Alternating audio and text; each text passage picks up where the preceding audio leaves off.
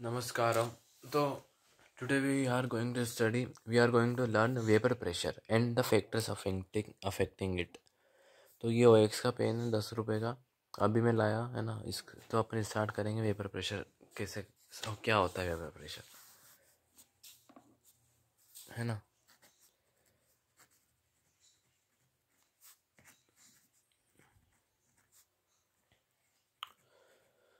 Vapour pressure समझने से पहले अपन एक चीज़ समझेंगे, वो होती है अपने इवोपोरेशन। POURATION। इवोपोरेशन क्या होता है? तो ये अपना बीकर है ना। इसमें यहाँ पे दो प्रकार के अपने मॉलिक्यूल्स होते हैं, जो सरफेस के पास है और एक नीचे है। सरफेस मॉलिक्यूल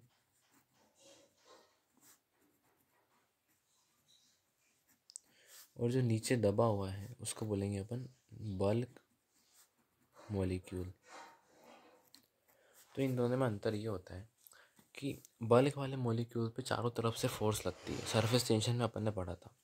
तो यहाँ पे जो कोहेसिव फोर्स होगा ना, अपना फोर्स वो ज़्यादा रहेगा, यानी कि पार्टिकल्स के आपस में जो फोर्स लगता है ए और ए बहुत ज़्यादा होगा।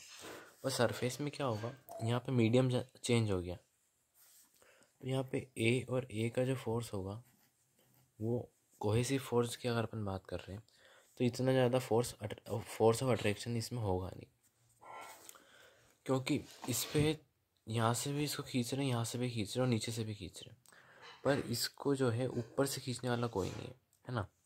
तो इस पे क्या होगा, अगर एक और पार्टिकल इसके पास में है तो इन दोनों के बीच में जो फोर्स ऑफ अट्रैक्शन होगा, यानी कि एक दूसरे की तरफ जो ये अट्रैक्शन बॉन्ड बनता है वो कम स्ट्रॉन्ग होगा एज़ कम्पेयर टू जो पार्टिकल नीचे है, क्योंकि इसके चारों तरफ पार्टिकल्स हैं तो इनके बीच में जो बॉन्ड बनेगा नीचे वालों के, है ना। यहाँ पे भी पार्टिकल, यहाँ पे भी है, यहाँ पे भी है, यहाँ पे भी, तो इस पे चारों तरफ से फोर्स लग रहा है, तो इनके बीच में जो फोर्स ऑफ अट्रैक्शन होगा, यानी कि जो बॉन्ड होगा साथ में, वो ज़्यादा स्ट्रॉन्ग होगा। पर ऊपर जो चारों तरफ से फोर्स नहीं लग रहा है, तो ऊपर जो है अपना ए और ए के बीच में, यानी कि दो मॉलिक्यूल, इनके बीच में फोर्स ऑफ अट्रैक्शन इतना अच्छा नहीं होगा, ठीक है। क्योंकि ये ऊपर दूसरे मीडियम की तरफ भी अट्रैक्ट हो रहा है ना। यहाँ पे तो चारों तरफ एक ही मीडियम है, पर यहाँ पे मीडियम चेंज हो गया, तो ये वाला पार्टिकल जो सरफेस वाला है वो दूसरे मीडियम की तरफ भी अट्रैक्ट हो रहा है, जिसकी वजह से इनमें आपस में जो फोर्स ऑफ अट्रैक्शन है वो कम होगा। तो सरफेस मॉलिक्यूल जो रहता है अपना, उसमें दो चीज़ें हम देखते हैं। पहली चीज़ तो इसके पास जो रहता है अपना फोर्स ऑफ अट्रैक्शन इतना अच्छा नहीं होता है,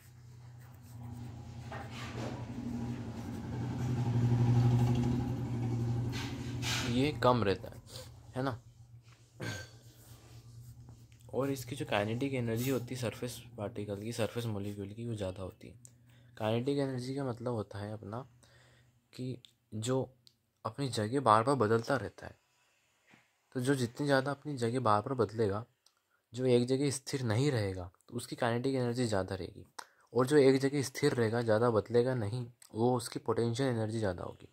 तो ये जो सरफेस वाला पार्टिकल है, हमने पढ़ा था सरफेस फ्री एनर्जी के अंदर कि सरफेस वाले पार्टिकल्स ऐसे ऊपर नीचे होते रहते हैं, टर्बुलेंस होता है, जिसकी वजह से सरफेस मेंटेन रहती है। उस वीडियो में पूरा कॉन्सेप्ट मैंने बता रखा है कि ऐसा क्यों होता है, क्या होता है, वो आप वहाँ पे समझ लेना। तो ये फिर भी मैं एक बार आपको समझा देता हूँ इसमें शॉर्ट में ज़रा सा कि ऐसा क्यों होता है। ये अपनी जो है सरफेस है ना, यहाँ पे कोई पार्टिकल है, तो इसको हमने यहाँ पे भी फोर्स लग रहा है, यहाँ पे भी फोर्स लग रहा है, नीचे भी फोर्स लग रहा है, ऊपर से कोई फोर्स लग नहीं रहा, तो पार्टिकल्स पे जो नेट फोर्स लगेगा ना, टोटल फोर्स, वो डाउनवर्ड होगा, नीचे की तरफ होगा। तो इससे होगा क्या, ये पार्टिकल जो है अपना सरफेस वाला, ये नीचे चला जाएगा। अगर ये नीचे चला गया तो यहाँ खाली जगह ना बच जाए, इसलिए पास में से एक पार्टिकल वर्क करके यहाँ पे आएगा। तो इससे होगा क्या, अपना ये पार्टिकल का ऊपर नीचे होता रहेगा।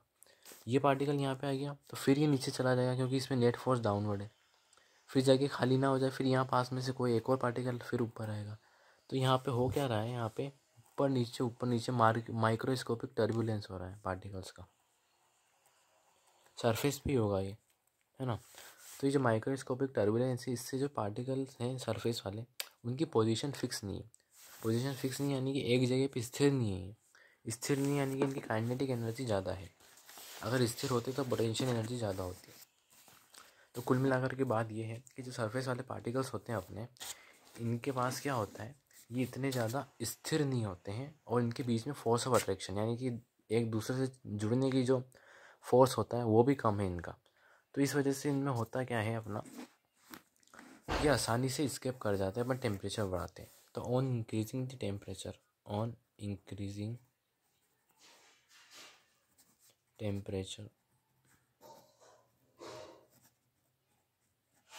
surface molecule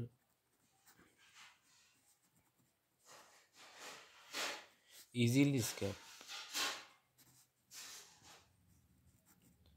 escape का मतलब उड़ जाना, यानी कि उस जगह को छोड़ के निकल जाना। तो क्या समझ आया अगर अपन बिल्कुल सिंपल लैंग्वेज में समझे, अगर इसमें हो क्या रहा है, ये सरफेस है पानी की, यहाँ पे जो पार्टिकल्स प्रेजेंट हैं इनमें आपस में फोर्स ऑफ अट्रैक्शन इतना अच्छा नहीं है, वीक है। क्यों वीक है? क्योंकि इनको चारों तरफ से कोई घेर नहीं रहा है, इस वजह से। और दूसरी बात, यहाँ पे इनकी काइनेटिक एनर्जी भी ज़्यादा है। काइनेटिक एनर्जी वो एनर्जी होती है जिसका इस्तेमाल करके पार्टिकल्स अपनी जगह को बदलना चाहते हैं। तो इन दोनों कारणों की वजह से अपन जब टेम्परेचर बढ़ाएंगे इस बीकर का, नीचे से हीट देंगे, तो जो सरफेस वाले पार्टिकल्स हैं वो आसानी से एस्केप कर जाएंगे, यानी कि उड़ जाएंगे। इसी उड़ने वाली प्रोसेस को हम बोलते हैं इवोपोरेशन।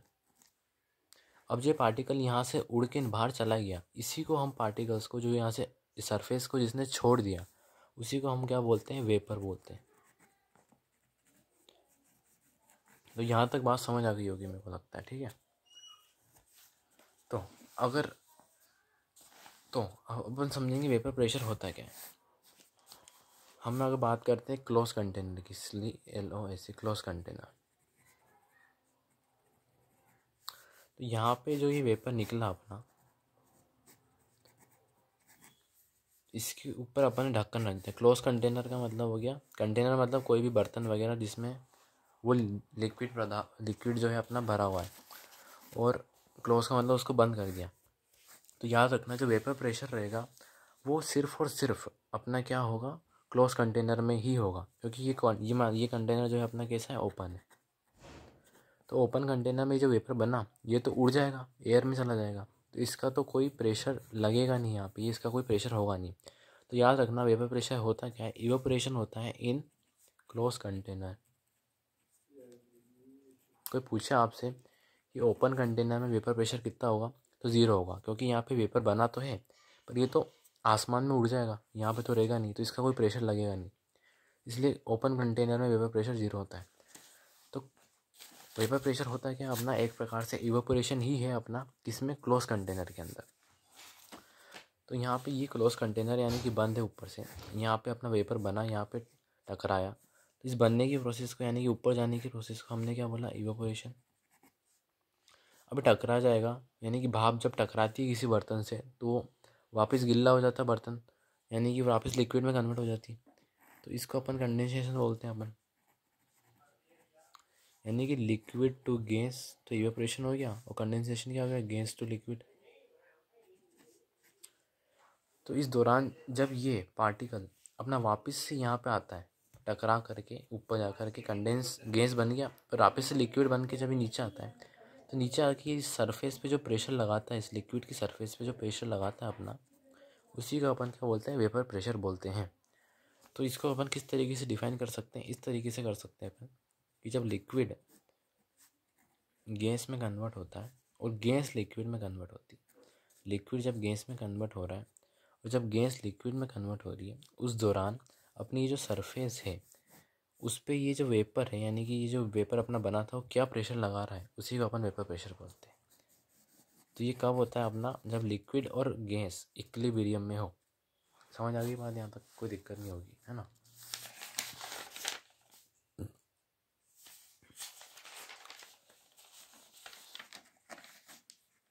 और ये जो अपना पार्टिकल है ए, इसका प्रेशर अपन मान लेते हैं P0A, यानी कि प्योर ए का प्रेशर है, वेपर प्रेशर ऑफ प्योर ए। अब इसको कैसे डिफाइन करेंगे वो लिखते हैं अपन, एट इक्विलिब्रियम।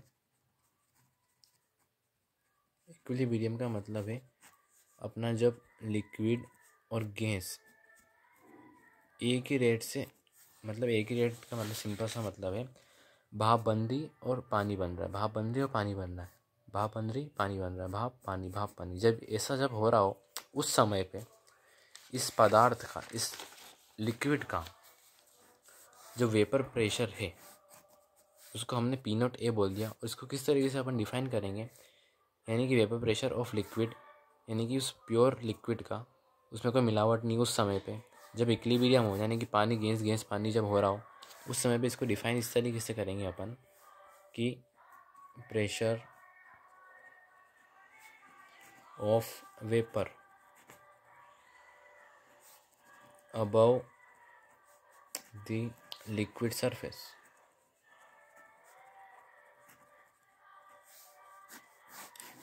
इस पार्टिकल के, इस सब्सटेंस के जो वेपर्स बन रहे हैं, कब बन रहे हैं, जब लिक्विड और गैस आपस में इक्विलिब्रियम में है ना, यानी कि लिक्विड गैस गैस लिक्विड एक ही रेट से अपना चेंज हो रहा है, भाप भी बन रही है पानी भी बन रहा है। जब ऐसा हो रहा हो उस समय पे वो जो सरफेस है अपनी, ये जो सरफेस है अपनी उस समय पे, इस पे जो पार्टिकल्स का प्रेशर लग रहा है, जो पार्टिकल ऊपर गया नीचे आया, ऊपर आया नीचे आया, ऊपर नीचे liquid sorry gas liquid gas liquid gas liquid, जब ऐसा हो रहा हो उस समय पे इस सरफेस पे क्या प्रेशर लग रहा है इन वेपर्स के द्वारा, उसी को सिंपल से हमने बोल दिया वेपर प्रेशर।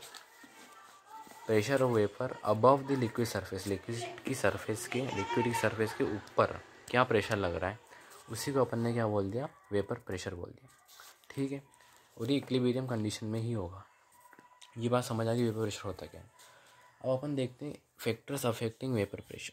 ठीक है, फैक्टर्स अफेक्टिंग वेपर प्रेशर। पहला फैक्टर आएगा अपना कि द साइज ऑफ कंटेनर। तो कंटेनर की साइज़ पे क्या वेपर प्रेशर डिपेंड करेगा अपना, ये सोचने वाली बात है अपनी। हाँ सोचते हैं इसमें होता क्या है। ये एक कंटेनर लिया अपन ने और एक ये कंटेनर लिया अपन ने। अब हमको ये पता है, एक चीज़ मैं यहाँ लिख देता हूँ कहीं साइड में, आपको लिख के बता दूँ कि वेपर प्रेशर का मतलब ही है क्लोज कंटेनर। मतलब इसको सिंपल तरीके से आप दिमाग में सेट कर लो, वेपर प्रेशर वहीं पे होगा जहाँ पे क्लोज कंटेनर होगा।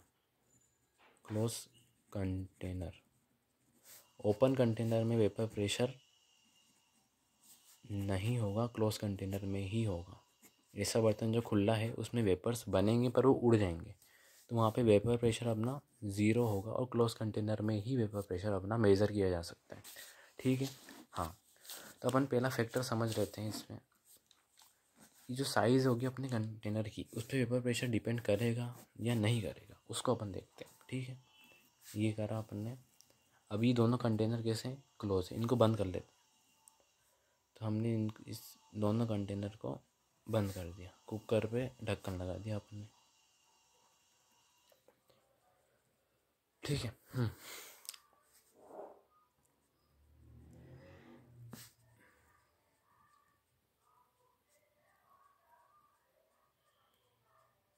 तो यहाँ पे क्या हो रहा है, यहाँ पे साइज़ जो है कैसी है, कम है, तो आपको लगेगा कि वेपर कम बनेंगे तो उनका प्रेशर भी इतना ज़्यादा नहीं होगा।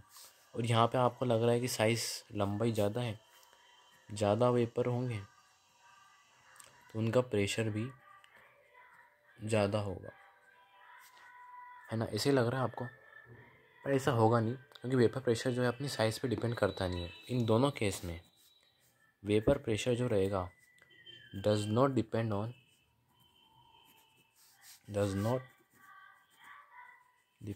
On size. अब ऐसा क्यों हो रहा है, यहाँ पे तो ज़्यादा वेपर बन रहे हैं पर यहाँ पे कम बन रहे हैं, तो कायदे से तो यहाँ पे वेपर प्रेशर ज़्यादा होना चाहिए और यहाँ पे कम होना चाहिए, पर ऐसा होता नहीं है, क्योंकि वेपर प्रेशर जो अपना साइज़ पे डिपेंड नहीं करता है। क्योंकि प्रेशर एक होता है क्या अपना, प्रेशर जो रहता है अपना फोर्स अपॉन में एरिया होता है। तो अगर आपने एरिया बढ़ाया है, यहाँ पे अगर एरिया बढ़ गया है, एरिया ज़्यादा, तो प्रेशर एक्चुअल में कम हो जाएगा, क्योंकि अपन जो है प्रेशर जो है पर यूनिट एरिया की बात कर रहे हैं। तो यहाँ पे अगर प्रेशर जो है इन दोनों केस में मान लो प्रेशर सेम भी हो सकता है, अलग भी हो सकता है, सेम भी हो सकता है, एक प्रकार से साइज़ पे डिपेंड नहीं करेगा। यहाँ पे प्रेशर अगर पी नोट है तो यहाँ पे भी प्रेशर पी नोट हो सकता है और अलग भी हो सकता है, ठीक है ना। ऐसा होता है क्योंकि प्रेशर जो है एरिया पे डिपेंड करता है इन्वर्सली। अगर एरिया पे डिपेंड नहीं करता प्रेशर, है ना, तो साइज़ बहुत डिटेल अलग हो जाएगी। यहाँ पे सिंपल सी बात है, अगर यहाँ पे अपन ने सरफेस एरिया बढ़ा दिया है तो प्रेशर पर यूनिट एरिया जो है, पर यूनिट एरिया, अपन एक यूनिट एरिया की बात करेंगे तो वहाँ पे कम हो ही जाएगा इसके कंपेयर में। और यहाँ पे क्या है, अपना एरिया कम है तो प्रेशर पर यूनिट एरिया ज़्यादा ही रहेगा। तो एक प्रकार से साइज़ पे डिपेंड प्रेशर नहीं करता है। आई बात समझ में नहीं आई होगी मेरे हिसाब से। तो मान लो यहाँ पे जो प्रेशर कुछ भी है, 10 अपना क्या है, अपना एटीएम प्रेशर, एटीएम नहीं होता है, पास्कल्स में होता है। यहाँ पे 10 पास्कल है, एक पर यूनिट एरिया में प्रेशर यहाँ पे 10 पास्कल का है। और आपके हिसाब से यहाँ पे वेपर बंद रहे तो पर यूनिट एरिया में प्रेशर जो है ज़्यादा होना चाहिए, 10 पास्कल से ज़्यादा ही होना चाहिए, यानी कि लगभग 12 पास्कल आपका यहाँ पे होना ही चाहिए प्रेशर, अगर आपके जो है वेपर ज़्यादा बन रहे हैं। पर अपन यहाँ वेपर्स की क्वांटिटी से बात नहीं कर रहे हैं, अपन प्रेशर पर यूनिट एरिया में बात कर रहे हैं। तो यहाँ पे पर यूनिट एरिया में अगर अपन देखेंगे तो वो लगभग वो सेम ही आएगा, क्योंकि अगर अपना जो है, अगर इसमें भी वाटर है अपना और यहाँ भी वाटर है तो इन दोनों केसेस में प्रेशर जो है दोनों में सेम ही आने वाला है, क्योंकि अपन प्रेशर जो है पर यूनिट एरिया की बात करते हैं, पर एक यूनिट एरिया में कितना प्रेशर है उसकी बात करते हैं अपन। तो यहाँ पे अपन अगर एक यूनिट एरिया में देखेंगे प्रेशर कितना है, 10 पास्कल आएगा, तो यहाँ पे भी एक यूनिट एरिया के अंदर प्रेशर 10 पास्कल ही आएगा। उसमें अगर भले कितने भी वेपर्स बन जाएं उससे फ़र्क नहीं पड़ेगा, क्योंकि ओवरऑल जो एरिया है वो तो बढ़ गया है। तो उसके हिसाब से अगर आप सोचो, उसके हिसाब से प्रेशर कम ही होगा, कम होके कितना हो जाएगा, 10 एटीएम 10 पास्कल ही हो जाएगा। समझ आ गई बात?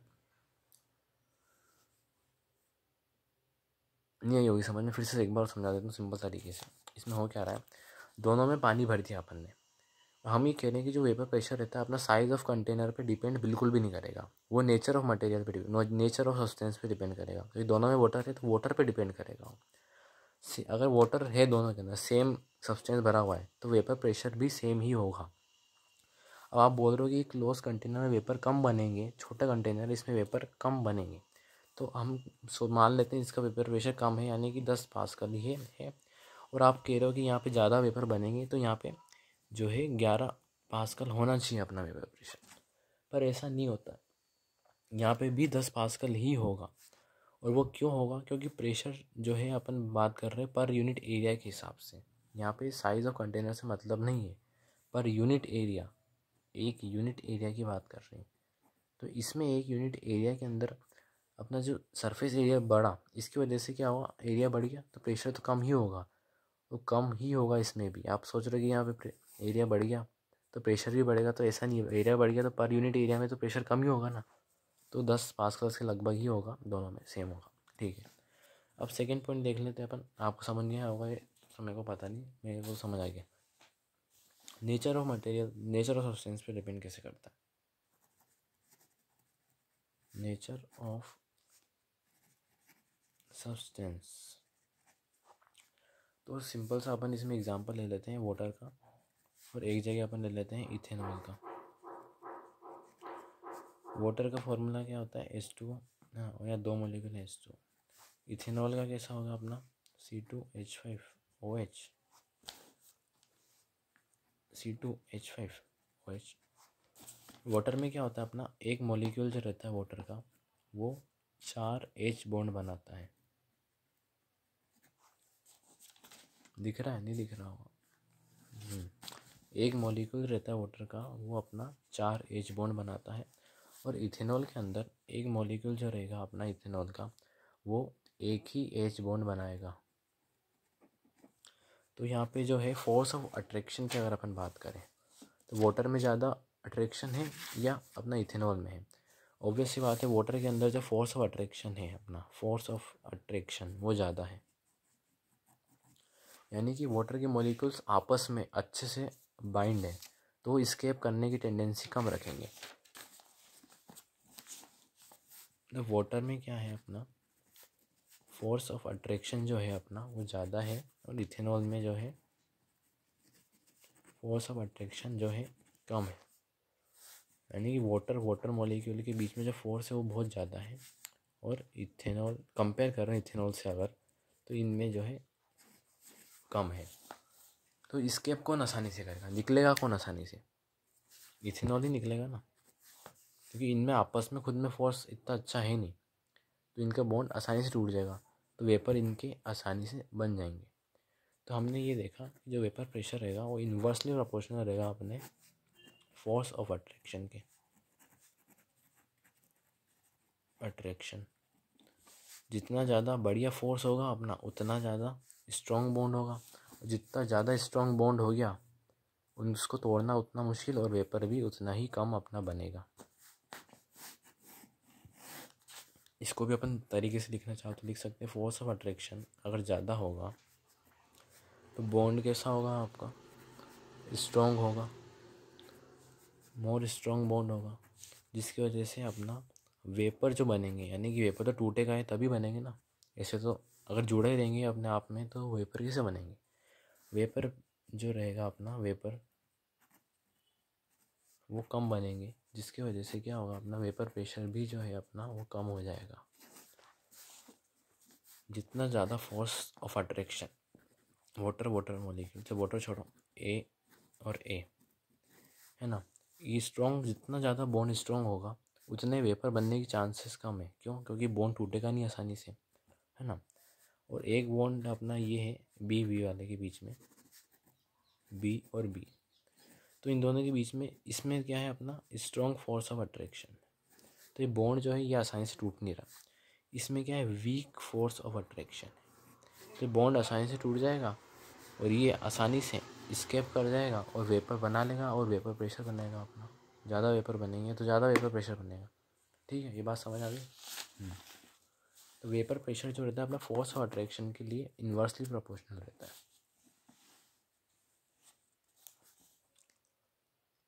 ये वाटर और इथेनॉल में हमने क्या देखा कि जो है प्रेशर, वेपर प्रेशर को पी नोट से अपन डिनोट करते हैं, तो C2H5 का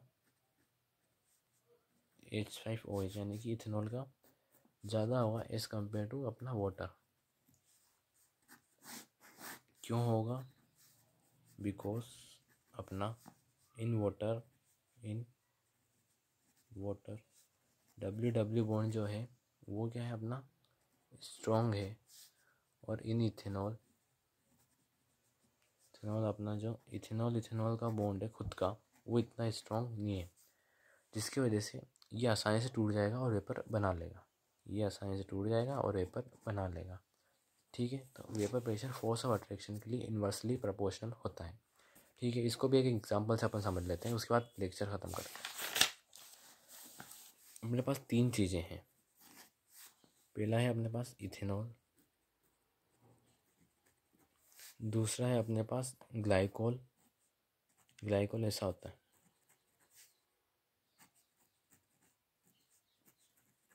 और तीसरा अपने पास ग्लिसरॉल।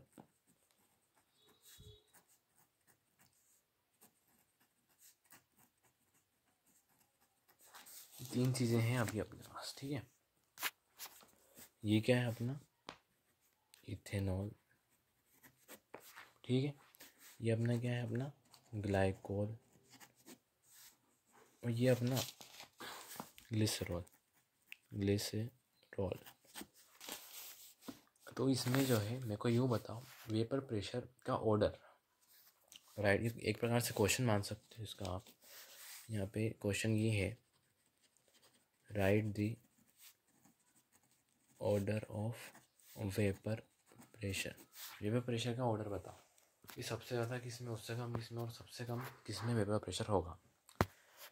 तो इथेनॉल में अगर अपन बात करें तो यहाँ पे एक एज बॉन्डिंग, यहाँ पे एज बॉन्डिंग, तो फोर्स ऑफ अट्रैक्शन जो आप देख के बता सकते हो सबसे ज़्यादा किस में, फोर्स ऑफ अट्रैक्शन की अपन बात करें, सबसे ज़्यादा फोर्स ऑफ अट्रैक्शन किस में, ग्लाइसिरोल में, उससे ज़्यादा, उससे कम ग्लाइकोल में, और सबसे कम फोर्स ऑफ अट्रैक्शन इथेनॉल में।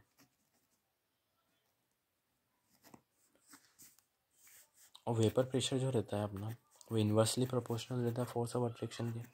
जितना ज़्यादा फोर्स ऑफ अट्रैक्शन उतना कम वेपर प्रेशर।